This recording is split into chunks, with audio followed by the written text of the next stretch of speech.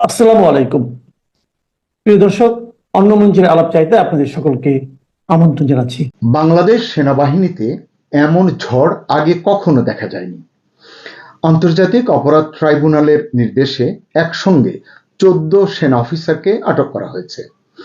এই মুহূর্তে পুরো ক্যান্টনমেন্ট যেন টানটান উত্তেজনায় ভরপুর।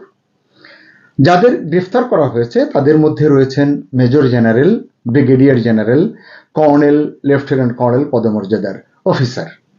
শোনা যাচ্ছে মেজর জেনারেল কবির আহমেদ তিনি নাকি পালিয়ে গেছেন।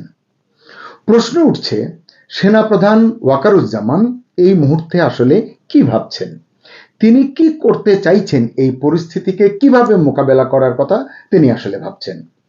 তিনি কি যা ঘটছেন এই সিদ্ধান্তের সঙ্গে একমত, নাকি সেনাবাহিনীর নিয়ন্ত্রণ এখন অন্য কারো হাতে? আসসালামু আলাইকুম, স্বাগত লিডস নিউজে।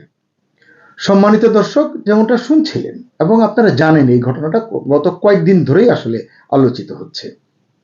আজকের ভিডিওতে আমি চেষ্টা করব পুরো ঘটনাটি যেন সহজ ভাষায় ব্যাখ্যা করতে পারি, যাতে আপনি সহজে বুঝতে পারেন এটা কি শুধু সেনাবাহিনীর সংকট, নাকি এটা বাংলাদেশের রাজনীতির জন্য এক বিশাল টার্নিং পয়েন্ট। গত 8 অক্টোবর আন্তর্জাতিক অপরাধ ট্রাইব্যুনাল বা আইসিটি 24 জন সেনা অফিসারের বিরুদ্ধে গ্রেপ্তারি পরোয়ানা জারি করে, এটি আপনারা জানেন। অভিযোগ হচ্ছে তারা গত 1.5 দশকে নিখোঁজ, গোপন আটক এবং নির্যাতনের মতো ঘটনার সঙ্গে জড়িত ছিলেন। এই রায় শোনার পর থেকেই সেনাবাহিনীর ভেতরে রীতিমতো তীব্র অস্থিরতা তৈরি হয়েছে। আর আজকের কথা যদি বলি, বিশেষ করে আজ 11 অক্টোবর বিকেল নাগাদ পরিস্থিতি একেবারে বিস্ফোরণমুখ হয়ে উঠেছে। জানা গেছে আজকে সন্ধ্যায় সেনাবাহিনী নিজেই এ বিষয়ে কিছু পদক্ষেপ নিয়েছে, যেটিকে তারা বলছে দ্রুত পদক্ষেপ। আইসিটির নির্দেশ অনুযায়ী 14 জন সেনা অফিসারকে আটক করে ঢাকার ক্যান্টনমেন্টের লগ এরিয়ায় রাখা হয়েছে। এটি সেনাবাহিনী করেছে। এই যে লগ এরিয়া, এই জায়গাটা হলো সাধারণত সেনাবাহিনীর ভেতরের এক ধরনের নিরাপদ এলাকা, যেখানে কাউকে অস্থায়ীভাবে রাখা হয় যতক্ষণ না তাকে অন্য কোনো কর্তৃপক্ষের হাতে তুলে দেওয়া হয়। যেমন আজকের ঘটনার ক্ষেত্রে যদি আমরা বুঝি যে এটি বিচার প্রক্রিয়া এগিয়ে নিতে হলে পুলিশের হাতে হস্তান্তর করতে হবে, সেই পর্যন্ত তারা লগ এরিয়ায় থাকবেন না কি হবে, এটি নিয়েই এখন জল্পনা চলছে। কিন্তু এই পুরো ঘটনাকে আরো জটিল করে তুলেছে ছোট্ট একটা খবর। সেটা কি, একজন বড় অফিসার পালিয়ে গেছেন, মেজর জেনারেল কবির আহমেদ। কেউ বলছেন তিনি হয়তো গোপনে বেরিয়ে গেছেন, সেফ এক্সিট নিয়ে গেছেন। কেউ বলছেন হয়তো ভেতরের কিছু অফিসার, তার সহকর্মীরা তাকে পালিয়ে যেতে সাহায্য করেছেন। এখন প্রশ্ন উঠছে, এই পলায়ন আসলে বিরোধের চিহ্ন, নাকি সেনাবাহিনীর ভেতরের একটি বিপজ্জনক বিভাজনের বার্তা? অনেকের মনেই একটা প্রশ্ন আসতে পারে, আইসিটির রায় নিয়ে যে এত কথা হচ্ছে, কেন এটি নিয়ে এত বিতর্ক কেন? আইসিটি অর্থাৎ আন্তর্জাতিক অপরাধ ট্রাইব্যুনাল মূলত আপনারা জানেন যে এটি 1971 সালের যুদ্ধাপরাধের বিচার করার জন্য গঠন করা হয়েছিল। কিন্তু এখন এই ট্রাইব্যুনালই 2009 থেকে 2024-এর ক্ষমতার পরিবর্তন পর্যন্ত ঘটে যাওয়া এনফোর্সড ডিসঅ্যাপিয়ারেন্স বা বিচার বহির্ভূত নিখোঁজের ঘটনাগুলোর অভিযোগ শোনা হচ্ছে। সেনাবাহিনীর অনেকে প্রশ্ন তুলেছেন, আইসিটি আদৌ কি এই বিচার করার এখতিয়ার রাখে? এটি আসলে বিতর্কের এখন একেবারে মোদ্দা কথা। মানে আইসিটি এই বিচারটি আসলে করতে পারে কিনা, সেনা কর্তাদের বিচার করতে পারে কিনা। তাদের যুক্তি হচ্ছে, যদি কোনো সেনা সদস্য আইন ভঙ্গ করেন, আইন অমান্য করেন বা কোনো অপরাধ করেন, তাহলে সেটা 1952 সালের আর্মি অ্যাক্টের অধীনে কোর্ট মার্শাল বা অভ্যন্তরীণ সামরিক আদালতে বিচার হওয়া উচিত, বিচার চলা উচিত। আসলে এই জায়গাটিতেই আসলে শুরু হয়েছে মূল টানাপোড়েন। আইন বনাম আনুগত্য, এই দুইয়ের লড়াই আসলে এখন চলছে সেনাবাহিনীর ভেতরে, এটি আমার মনে হয়। সেনাবাহিনীর অভ্যন্তরীণ প্রতিক্রিয়া নিয়েও কিন্তু অনেক কথা শোনা যাচ্ছে, কিন্তু দায়িত্বশীল মূলধারা গণমাধ্যমে বিষয়টি সেভাবে আসছে না, আপনারা দেখেছেন। তবে সোশ্যাল মিডিয়ায় কিন্তু আলোচনার কমতি নেই, আমি সেই রেফারেন্সে তাই গেলাম না। সেনাবাহিনীর অভ্যন্তরের এই মুহূর্তের পরিস্থিতি নিয়ে এখন আসলে সবার ভেতরে এক ধরনের উদ্বেগ কাজ করছে, আমার ভিতরেও কাজ করছে। কি হচ্ছে? গত 9 অক্টোবর সেনাপ্রধান জেনারেল ওয়াকারুজ্জামান সিনিয়র সেনা অফিসারদের নিয়ে একটি বৈঠকে বসেছিলেন, এমনটি জানা গেছে।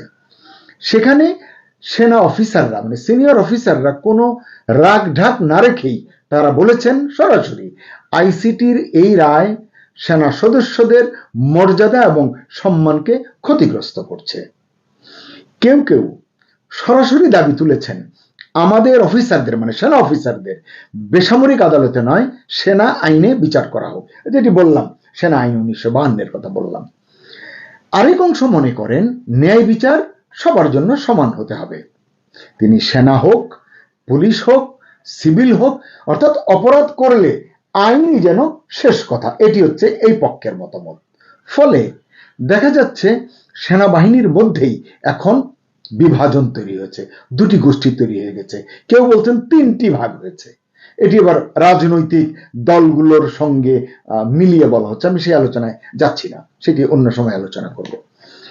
এই যে দুটি গোষ্ঠী যেটি মনে হচ্ছে যে তৈরি হয়েছে সুস্পষ্ট, এক পক্ষ আইসিটির রায় মানতে চাইছে, মানে আইসিটি যেভাবে এগোচ্ছে সেটিকে সমর্থন করতে চাইছে। আরেক পক্ষ চাইছে না পুরো ব্যাপারটি ঘটনাটি যাই ঘটুক না কেন আর্মি অ্যাক্ট দিয়ে এটি পরিচালনা করতে, সামলাতে, পরিপালন করতে যাই বলুন না কেন।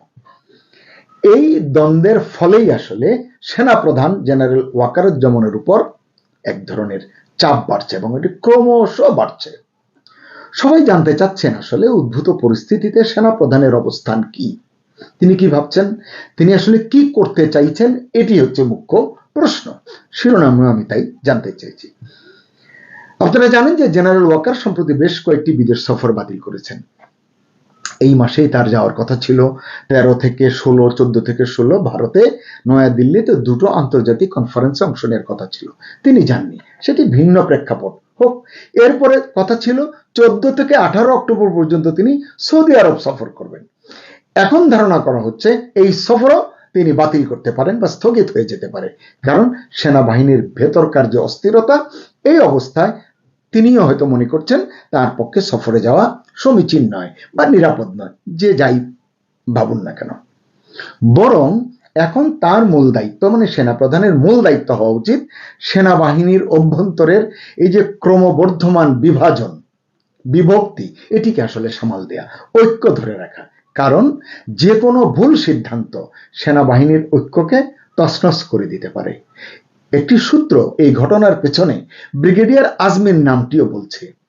তাদের ভাষ্য আজমি নাকি এই বিতর্কের পেছনে বড় ভূমিকা রাখছেন, বিশেষ করে সেই অফিসারদের প্রভাবিত করছেন যারা আইসিটি রায়ের পক্ষে বা বিপক্ষে অবস্থান নিচ্ছেন। পুরো ঘটনায় অবসরপ্রাপ্ত সেনা অফিসারদের ভূমিকাও বেশ আলোচিত হচ্ছে। আজমির বিষয়টি আমি আর বেশি বলতে চাই না এজন্য, কারণ প্রয়োজনীয় তথ্যপত্র আমার হাতে নেই। যাই হোক, অবসরপ্রাপ্ত সামরিক কর্মকর্তাদের বিষয়টি যদি বলি, সম্প্রতি ঢাকার ইব্রাহিমপুরের দ্য টাউন হল নামে একটি রেস্টুরেন্ট আছে, সেখানে 200 জনের মতো অবসরপ্রাপ্ত সেনা অফিসার একটি সভায় মিলিত হয়েছিলেন বলে জানা যায়, যেখানে আলোচনার মূল বিষয় ছিল এই 24 অফিসারের ভাগ্য কি হবে, তাদেরকে কিভাবে দেখবে সেনাবাহিনী। ওই সভায় প্রধান অতিথি ছিলেন লেফটেন্যান্ট জেনারেল অবসরপ্রাপ্ত আমিনুল করিম। এছাড়াও আরো 6 জন অবসরপ্রাপ্ত অফিসার এই আলোচনায় পরিচালনার নেতৃত্ব দেন, তারাও পদমর্যাদার দিক থেকে বেশ উঁচুতে রয়েছেন। তাদের বক্তব্য, সেনাবাহিনীর অভ্যন্তরীণ ঐক্য রক্ষা করতে হলে এই মামলাগুলো সেনা আইনে নিষ্পত্তি হওয়া উচিত। তারা মনে করেন আইসিটির পদক্ষেপটা রাজনৈতিক উদ্দেশ্য প্রণোদিত হতে পারে। আচ্ছা, এখানে একটু মানবাধিকার সংগঠনগুলোর রেফারেন্সটা একটু আলোচনা করা দরকার, কেন সেটি বুঝতে পারবেন। মানবাধিকার সংগঠনগুলোর তথ্য এখানে বেশ বড় ভূমিকা রাখছে। আইন ও সালিশ কেন্দ্র বলছে 2001 থেকে এখন পর্যন্ত 1443 জন সেনা এবং অন্যান্য র্যাঙ্কের সদস্য আটক হয়েছেন, আর 2007 থেকে 2023 পর্যন্ত 629 জন নিখোঁজ হয়েছেন। অন্যদিকে অধিকার নামক সংস্থা, তাদের তথ্যে বলা হয় 2004 থেকে 2008 পর্যন্ত অন্তত 416টি এনফোর্সড ডিসঅ্যাপিয়ারেন্স বা ডিটেনশন ঘটেছিল। এই সংখ্যাগুলোই আসলে এখন আইসিটি মামলার মামলায় প্রমাণ হিসেবে উঠে আসছে। এখন গুরুত্বপূর্ণ প্রশ্ন হলো, যে 14 জন অফিসারকে লগ এরিয়ায় রাখা হয়েছে, মানে তাদেরকে তো আটক করা হয়েছে, আজ রাতেই কি তাদের পুলিশে হস্তান্তর করা হবে? কারণ সেনাবাহিনী কতক্ষণ রাখবে? আটক যে জন্য করা হয়েছে এটিকে অগ্রবর্তী করতে হলে পুলিশে হস্তান্তর করতে হবে, আইসিটির যে রায় সেটিকে বাস্তবায়ন করতে হলে। যদি হস্তান্তর করা হয় তাহলে এটি বাংলাদেশের সেনা ও বেসামরিক প্রশাসনের সম্পর্কের ইতিহাসে একটা নজিরবিহীন ঘটনা হবে।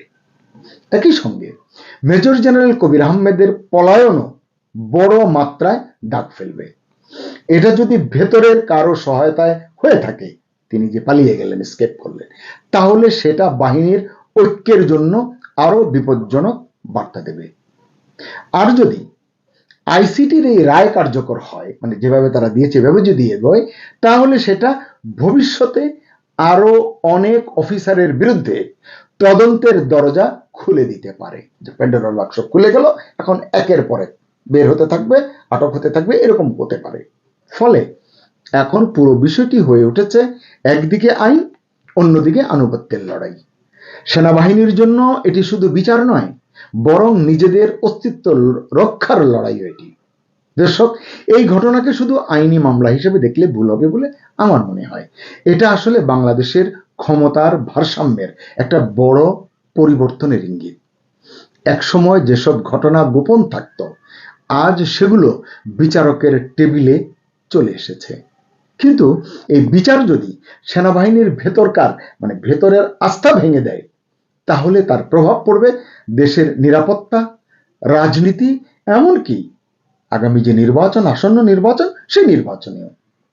এখন পুরো জাতি তাই তাকিয়ে আছে সেনা প্রধান কি সিদ্ধান্ত নেন এবং আইসিটি ও সরকার এই মামলাগুলো কিভাবে পরিচালনা করে। এদিকে আমরাও অপেক্ষা করছি আজকে রাতে কোনো খবর পাই কিনা। সেই রাতের খবরের জন্য যত বিলম্বিতই হোক না কেন, এই 14 অফিসারকে, যাদেরকে আটক করা হয়েছে, যারা লগ এরিয়ায় আছে, তাদেরকে হস্তান্তর করা হয় কিনা এবং এ বিষয়ে সরকার পক্ষ থেকে কি ধরনের ব্যাখ্যা দেওয়া হয়। আপনারা কমেন্টে আপনাদের মতামত লিখে জানান।